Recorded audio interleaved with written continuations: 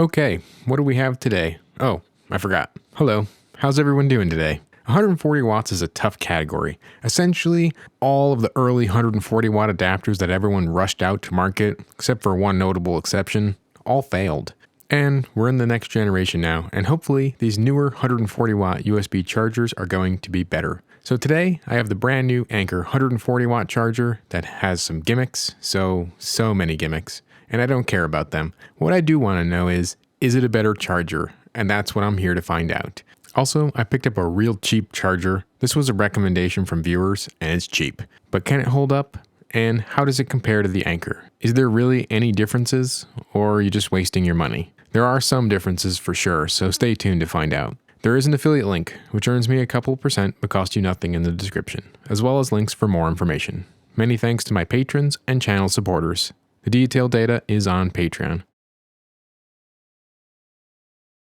Okay, first up is the Yoocas 140 watt GAN charger. This is a nice compact charger and it comes with a USB cable. After getting things out of the box, let's start with something real exciting, the user manual. Yeah, this is video content, haha. Oh yeah, look at that paper. They have the infographics though. Someone thought about it at least for a few minutes. They have a table of the modes of operation, the usual basics here, nothing unexpected. The USB-C cable that comes with it is generic. It has no markings on it. It has no high-speed data abilities, and it is 4 feet long. I'll test it with the USB cables in a future video. The adapter itself doesn't seem too bad. It's surprisingly lightweight feeling. It has 3 USB-C ports, all labeled and functioning the same. The power sharing is not as nice as it could be. It definitely has some restarting ports when plugs and unplugs happen. It doesn't seem to do well figuring out how many watts each port can do. And looking at the markings on the adapter, I am noticing some things are missing. This adapter doesn't have any claims of a safety listing or a 6 in a circle indicating compliance with energy efficiency standards. This does make it cheaper, not a third the price, but it does help cut the cost. We will find out if that is for a reason. Once it's plugged in, it does work. It basically meets the essential claims it has on the box. Is it going to last? No, it's not. It isn't that inexpensive, but for the watts, it is very inexpensive. The modes and functions seem okay. The idle power consumption is extremely poor. It uses too much. The efficiency, of course, is fairly poor as well. The adapter does have the PPS mode. It is 11 volts and it can go up to 5 amps no problem, so this should have no issues with Samsung devices. The overall performance of this device, as expected, shows that it is generally okay. It's just consistently a little low on efficiency. The ripple voltage was a little high, but not terrible. The DC voltage was stable enough. For the price, you can't really complain about that. How long will it do that though? Not sure. It does have power factor correction in all modes. Okay, time to check out the isolation of this device. Is it good in terms of keeping the AC mains on one side and the DC voltage for your device on the other side? This is important because one side is lethal and the other side is safe. The device does fairly poor here. This is probably going to be a tingly adapter with metal-bodied notebooks, especially on 240 volt AC mains. It is probably okay on 120 volts. The low efficiency does only lead to one thing, thermal performance. There is no surprise here at all. After 20 minutes, it shut down. Yeah, it recovers to a lower power level, but it can't sustain the power level on the box. This seems to be the case with nearly every power adapter on the market today. It is not good. You aren't charging your power bank or laptop at max speed with this adapter.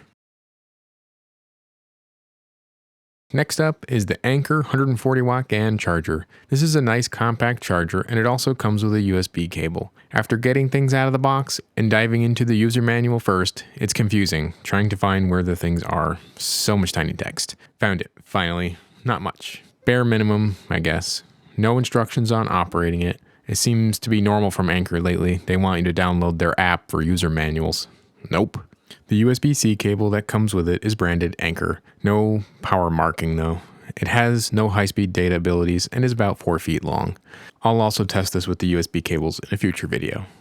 The adapter follows the newer Anker styling. Shiny plastic everywhere. Shiny is better, right? On the front of the adapter, they do label the ports, which is a bit nicer, with power level indications and icons that show what each port is potentially for. I could see this being useful for using all 4 ports.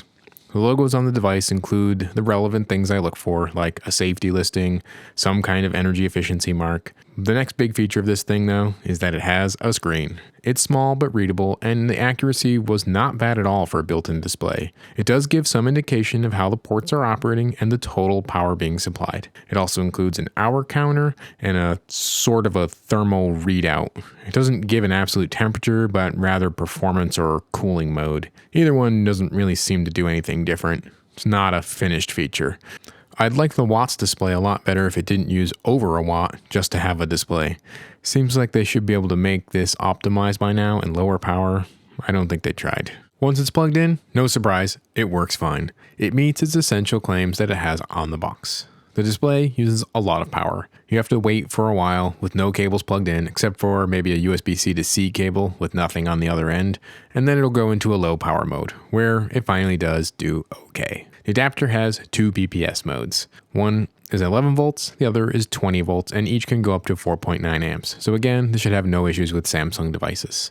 The speed of negotiation was very fast, and it was able to dynamically adjust the power levels, as long as the power isn't exceeding. For example, if you are drawing 140 watts and plug in another device, it shuts that port off, as it should. But if you are drawing 50 watts, that port will stay on.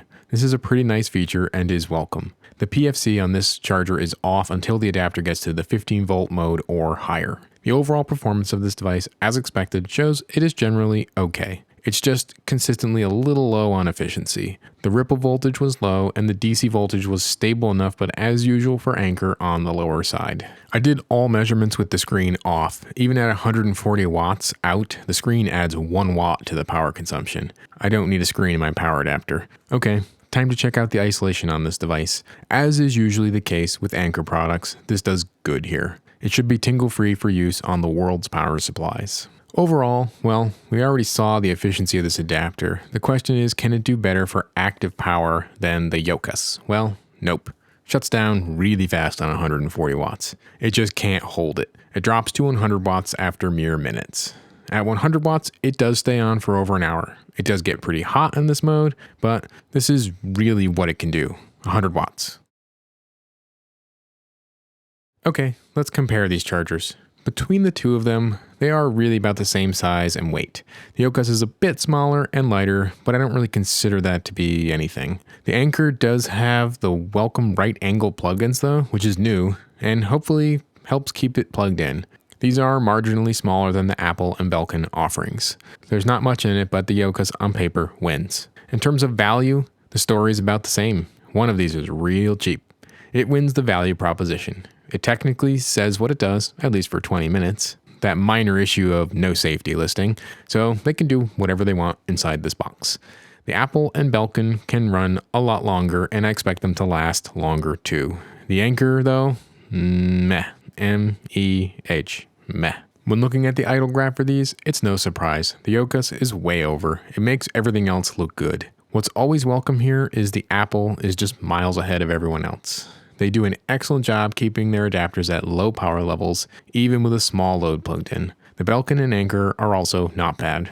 Remember, the Anker is only under certain conditions. The screen has to be off, and with nothing but a USB-C to C cable plugged in, with nothing on the other end to achieve these low power levels. Why a power adapter needs a screen and 1 watt of power consumption is beyond me. I'm looking at the average performance efficiency of all these adapters. The Apple, again, sets up a win here. It's better. Yeah, it's only 1 port, but it still has the same negotiation and control path, so either way, the same losses in the power path, and it's still better. The Belkin is not bad. The Anker did struggle a little at this power level. It falls behind the competition with previous Anker products. The Yoocas is cheap, and you get worse performance for the money. Conclusion time. Okay, so what's good about these? Well, the Yoocas is cheap, and at least it isn't fake. So for the price, you can't beat it. I wouldn't expect it to last, but for the most part, these are not made to last more than 1 to 2 years if heavily used. The Anker is modern. You can tell the power negotiation and power sharing are improved on this model charger. Not necessarily over the Anker 150 watt charger from a couple years ago, but better than most of the market. The display is a thing. It works and displays things. The wattage seems accurate. I don't care though. This doesn't excuse a lower efficiency and poor thermal performance. Oh, positives. Yeah, I ran out already. Okay, so they both overheat. pretty fast at 140 watts. The Anker will run at 100 watts, but it gets hot, very hot. So it's really a 100 watt adapter.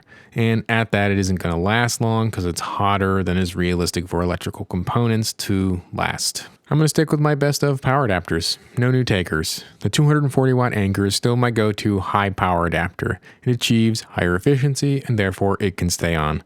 The 100 watt old Prime also has been pretty functional. But yeah, the Amazon Basics 65 watt, the Apple 20 watt and 140 watt adapters, the Google 35 watt adapter, and the IKEA dual port 45 watt adapter are essentially the ones that are good, at least from testing and general function. Are they perfect?